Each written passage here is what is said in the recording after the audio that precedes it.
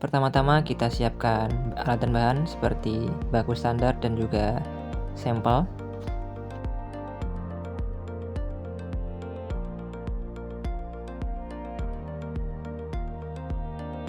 Ditimbang standar baku dan juga sampel. Kemudian dilarutkan dengan pelarut yang sesuai.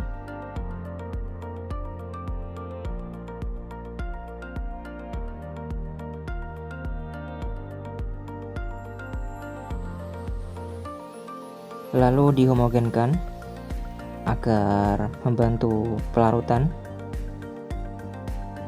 Selanjutnya kita lakukan sonikasi untuk memecahkan kristal serbuk dari sampel maupun standar baku hingga benar-benar terlarut sempurna.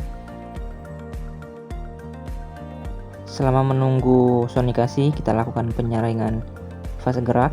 Untuk fase geraknya disesuaikan kelasnya, yaitu LC grade.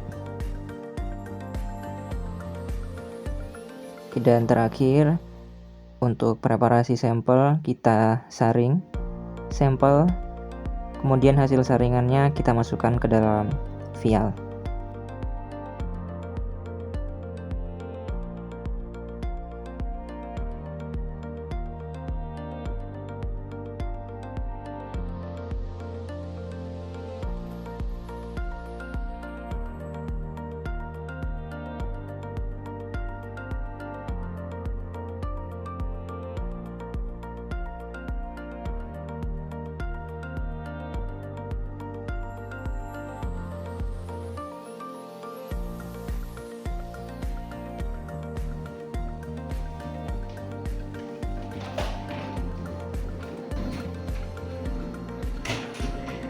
Jadi sekarang kita ada di ruang HPLC.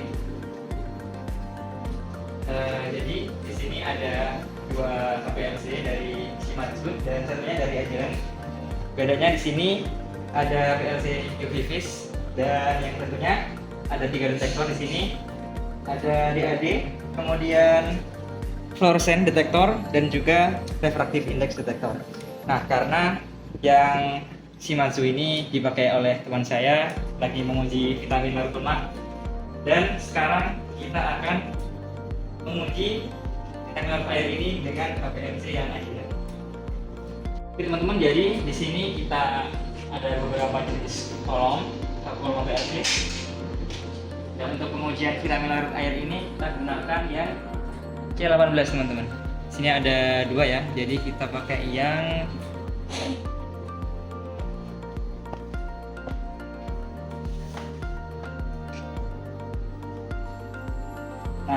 pakai ini teman-teman.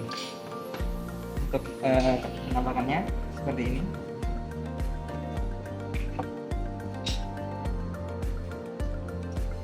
Ini kolom C18 untuk pengujian vitamin larut air.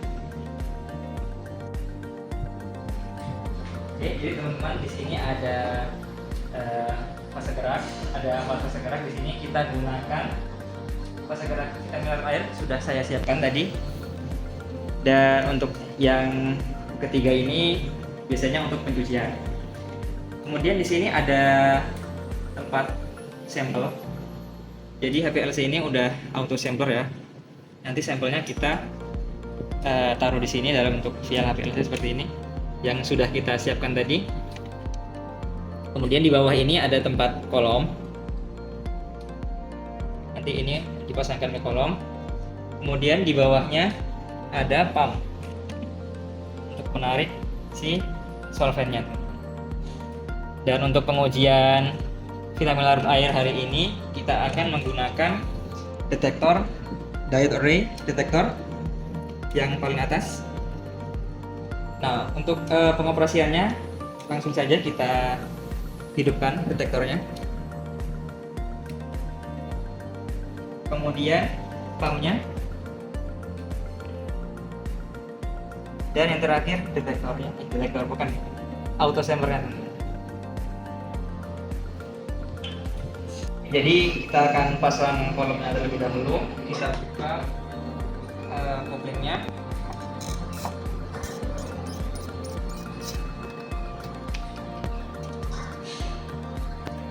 Nah, ini kita taruh sini aja. Selanjutnya kita ambil kolomnya.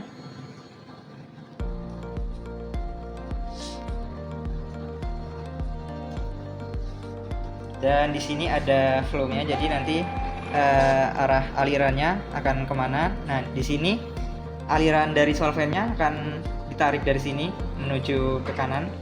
Jadi kita pasang kolomnya ini dari sini.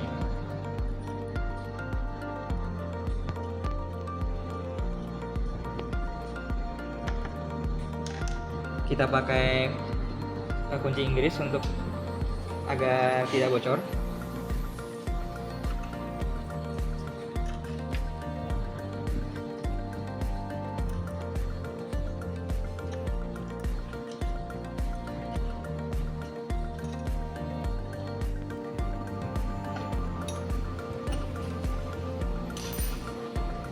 Lanjut kita pasang ke selang satunya.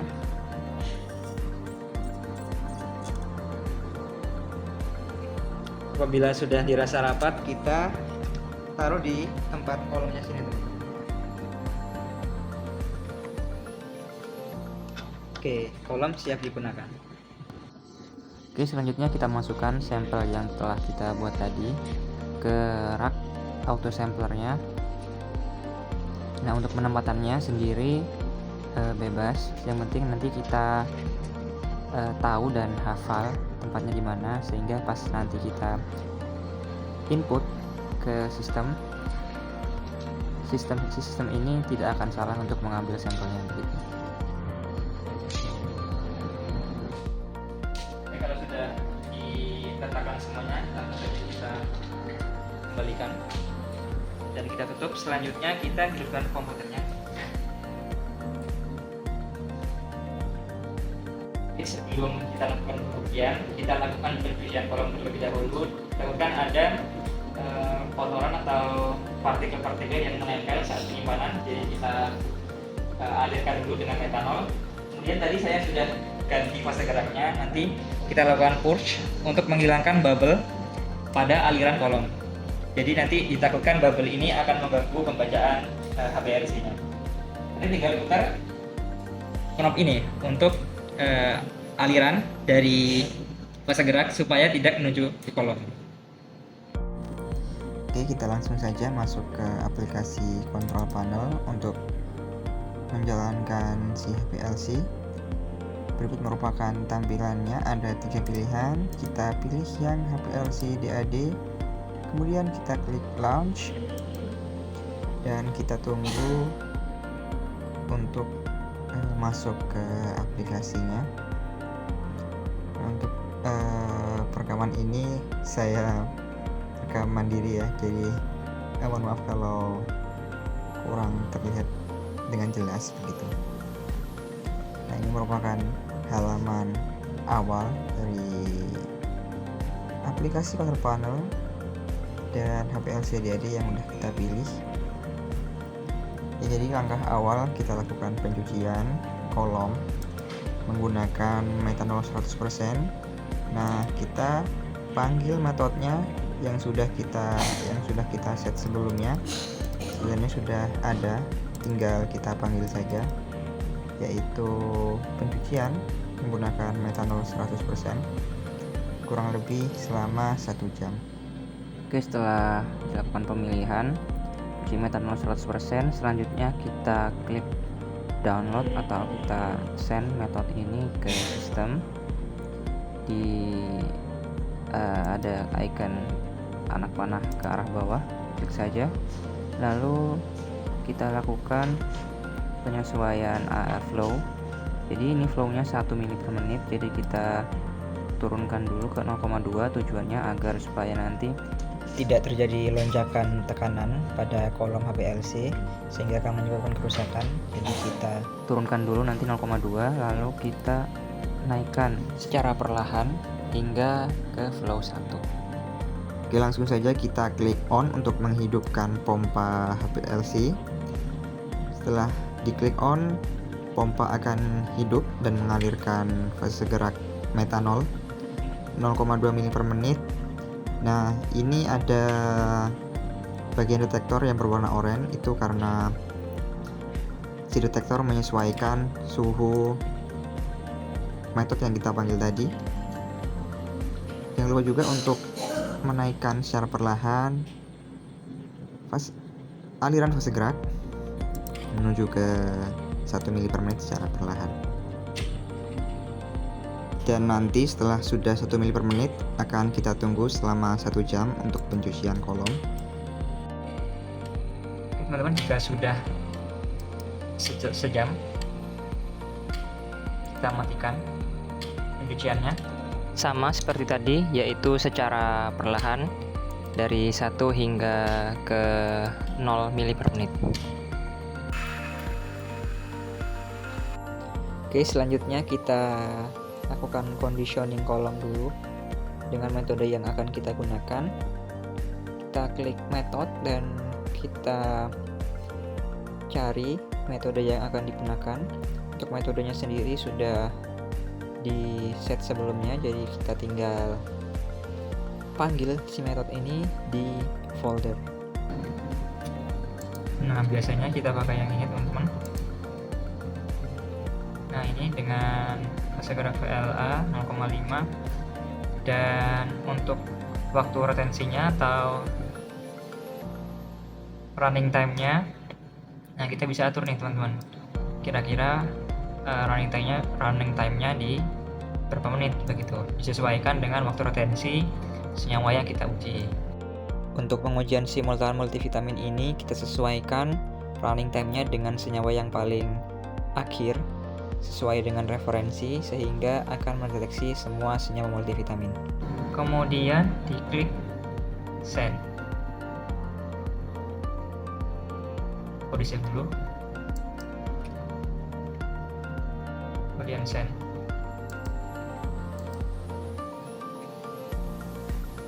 Kemudian kita turunkan dulu ke 0 sebelum kita on-kan pump-nya.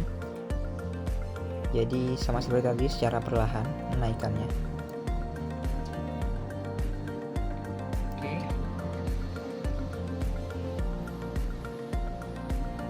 Oke, apabila sudah, kita tunggu selama 15-30 menit untuk conditioning kolomnya.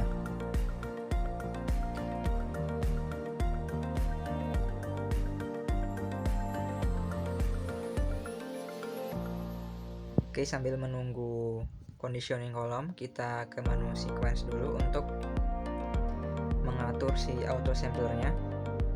Jadi di sini ada beberapa kolom, mohon maaf tidak begitu jelas. Jadi untuk kolomnya ini nanti disesuaikan, bisa ditambahkan sesuai dengan sampel yang akan kita ujikan. Dan jangan lupa juga untuk menambahkan 5 kolom lagi untuk melakukan pencucian secara otomatis. Untuk beberapa kolomnya di sini untuk sampel kita sesuaikan type-nya dengan sampel. Untuk pencuciannya sendiri kita blank saja agar si auto sampler ini tidak mengambil sampel di rak auto samplernya. Untuk filenya juga jangan lupa untuk mengecek lagi urutan-urutannya dan tempat filenya di mana. Metodenya sendiri juga langsung aja kita panggil sama seperti tadi. Untuk penamaannya juga jangan sampai salah, agar tidak salah dalam menginterpretasikan data, dan diisikan. Dan jangan lupa untuk mengecek ulang supaya tidak terjadi kesalahan.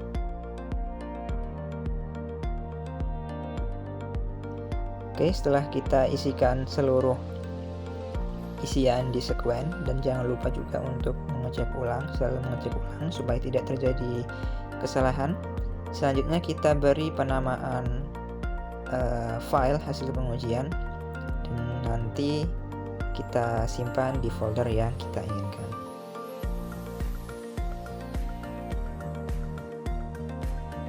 Oke, sambil menunggu conditioning selesai, kita cek ulang antara metode kemudian isian sequence dengan filenya begitu. Nah, untuk mengetahui conditioning selesai, yaitu sinyal PLC menunjukkan garis lurus, itu sudah bisa dilakukan running. Untuk runningnya kita klik tombol yang berwarna hijau tersebut, dan bisa kita tinggal hingga esok hari sesuai dengan waktu running yang telah kita set. Dan jangan lupa untuk menjalankan auto shutdown untuk menonaktifkan HPLC-nya secara otomatis. Oke, jadi ini merupakan penampakan setelah dilakukan running selama semalaman. Jadi HPLC otomatis mati untuk alirannya. Di sini quad pump atau standby, dan ini ada 2 sequence yang telah terselesaikan, completed. Dan untuk melakukan pengolahan data, kita pilih sequence yang ini, multivitamin garlic air, dan klik kanan, kemudian review selected run in data analysis. Oke, maka akan muncul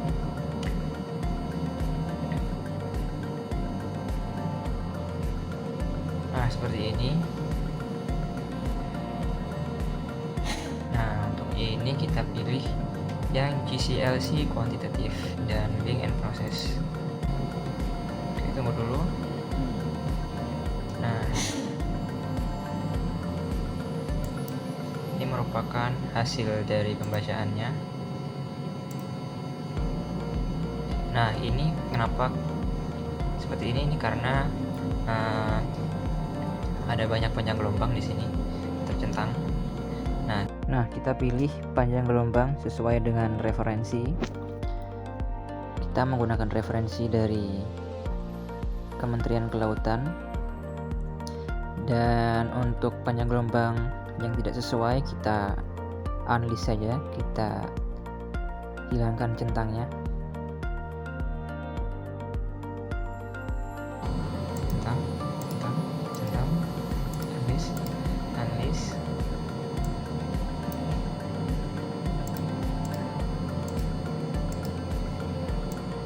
Hingga tersisa 264.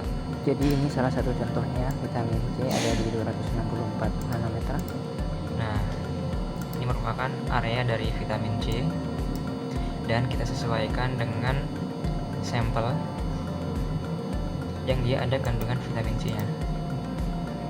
Sebenarnya semua ada. Nah, ini disesuaikan dengan penimbangan yang telah kita sesuaikan dengan standar. Nah, apakah benar dari vitamin C ada pada waktu retensi 2,2, kemudian untuk sampel dia sama 2,2, dan areanya adalah 4072, sedangkan yang standar sendiri ada di 4055. Nah, selanjutnya area-area ini kita lakukan kalkulasi perbandingan biasa. Kita bandingkan area standar dengan konsentrasinya berapa yang kita timbang tadi, dibandingkan dengan area sampel ini menghasilkan konsentrasi berapa, begitu.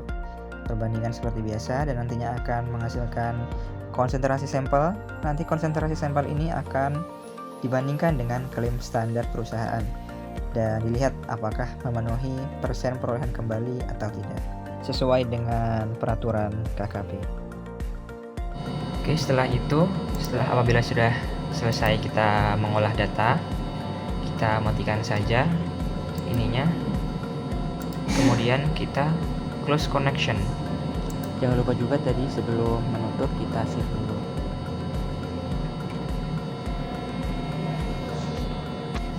Oke, instrumen sudah ditutup.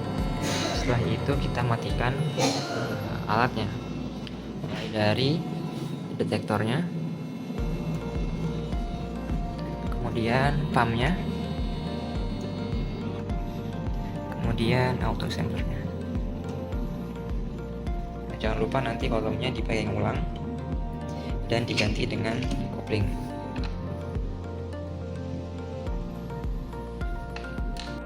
Sekian untuk pengujian multivitamin dengan HPLC.